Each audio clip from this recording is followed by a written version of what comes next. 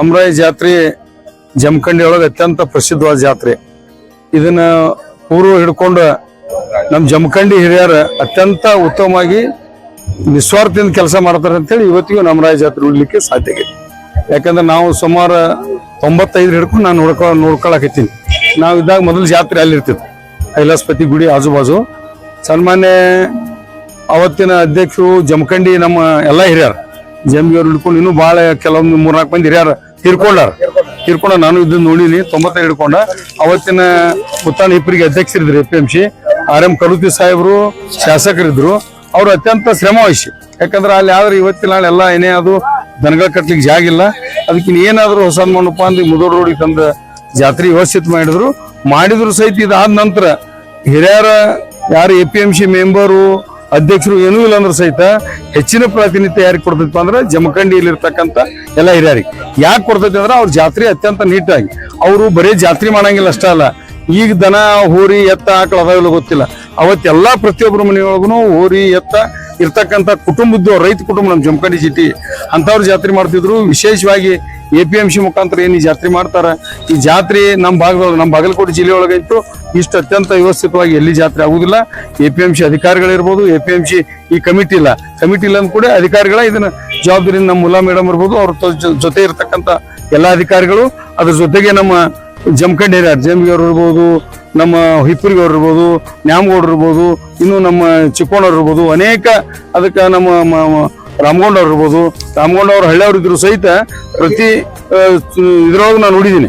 ಯಾಕಂದ್ರೆ ನನಗೆ ಪೂರ್ವ ಮೀಟಿಂಗ್ ಒಂದು 3-4 ಸಲ ಅಷ್ಟ ಬಂದಿಲ್ಲ. APMC ಕಾಯಂ ಬರ್ತಿದೀವಿ. ಈಗ ಏನಾಗ್ಬಿಟ್ಟೈತಿ, ಎಲ್ಲರೂ ರೈತರಿಗೆ ದನ ಉಳಿಸ್ರಿ ಅಂತ ಹೇಳುವಂತ ಪ್ರಸಂಗ ಬಂದ್ಬಿಟ್ಟೈತಿ. ಆದ್ರೆ ಅಷ್ಟ ಕಷ್ಟ ಐತಿ ರೈತರಿಗಿಲ್ಲ ತೇವುದಿಲ್ಲ. ಅದ್ರ ಕಷ್ಟ ಮಧ್ಯೆ ಸಹಿತ ಅದನ್ನ ಉಳಿಸಿದ್ರೆ ಮುಂದಿನ ದಿನಮಾನ ಉಳಿಯಕ್ಕೆ ಸಾಧ್ಯ ಐತಿ. ನಮ್ಮ ವೆಟರ್ನರಿ ಡಾಕ್ಟರ್ ಹೇಳಿದ್ರು, ಇಲ್ಲ ಎಲ್ಲಾ ರಿವರ್ಸ್ ಆಗೈತಿ, ನಮ್ ದನಗಳು ರಿವರ್ಸ್ ಆಗ್ಲಿ, ಟ್ರ್ಯಾಕ್ಟರ್ ಸಂಖ್ಯೆ ಕಮ್ಮಿ ಆಗ್ಲಿ, ದನಗಳ ಸಂಖ್ಯೆ ಹೆಚ್ಚಾಗ್ಲಿ, ಹೋರಿ ಎತ್ತ ಹೂಡ್ತಕ್ಕಂಥ ವ್ಯವಸ್ಥೆ ನಮ್ಮ ರೈತಾಪಿ ವರ್ಗದವ್ರು ಬರ್ಲಿ ಅಂತೇಳಿ ಬಹಳ ಸತ್ಯ ಐತಿ. ಆದ್ರೂ ಸಹಿತ ಅದನ್ನ ನಡೆಸೋದು ಕಷ್ಟ ಇದ್ರು ಸಹಿತ ರೈತರಿಗೆ ಒಂದು ವಿನಂತಿ ಅಂದ್ರೆ ಏನ, ಭೂಮಿ ಮಾರಬಾರ್ದು, ನಮ್ ದನಗಳು ಮಾರಬಾರ್ದು.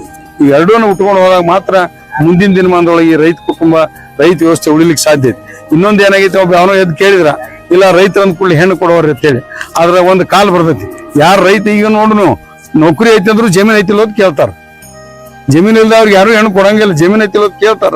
ಆದ್ರೂ ಸಹಿತ ನೌಕರಿನೂ ಬೇಕು, ಜಮೀನು ಬೇಕಾಗಿತ್ತು. ಜಮೀನ್ ಯಾಕೆ ಬೇಕಾಗಿತ್ತು ಅಂದ್ರೆ ನೌಕರಿ ಸ್ಥಿರವಾದದ್ದು ಅಲ್ಲ ಅನ್ನೋದು ಎಲ್ಲರಿಗೂ ಕನ್ಫರ್ಮ್ ಆಗೈತಿ. ಆದ್ರೆ ಭೂಮಿ ನಮ್ದು ಅನ್ನೋದು ಶತಸಿದ್ಧ ಐತಿ.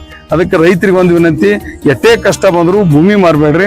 ಎಷ್ಟೇ ತೊಂದರೆ ಆದ್ರೂ ಈ ನಮ್ಮ ಅಗ್ರಿಕಲ್ಚರ್ ಇರ್ತಕ್ಕಂಥ ದನಕರುಗಳನ್ನು ಜಾಕ್ ಮಾಡ್ತಕ್ಕಂಥ ವ್ಯವಸ್ಥೆ ನಾವು ಮಾಡಿದಾಗ ಮುಂದಿನ ದಿನದಾಗ ಉಳಿಸ್ಲಿಕ್ಕೆ ಸಾಧ್ಯತೆ. ಈಗೇನು APMC ಅವರು ನಮ್ಮ ಜಮಖಂಡಿ ಸಮಸ್ಯೆ ಯಾವ ರೀತಿ ಜಾತ್ರೆಯನ್ನು ಅತ್ಯಂತ ಪ್ರತಿ ವರ್ಷದಂತೆ ಈ ವರ್ಷ ಕೂಡ ತಮ್ಮದೇ ಆದಂತ ವ್ಯವಸ್ಥೆ ಒಳಗೆ, ಯಾಕಂದ್ರೆ ಇದಕ್ಕೇನು ಅವ್ರಿಗೇನು ಡೇ ಇಲ್ಲ, ಮತ್ತೊಂದೇನಿಲ್ಲ. ಅವ್ರ ಶ್ರಮ ಪ್ರತಿ ವರ್ಷ ಹೋಗ್ತಾರ, ಇವು ವಹಿಸ್ತಾರ.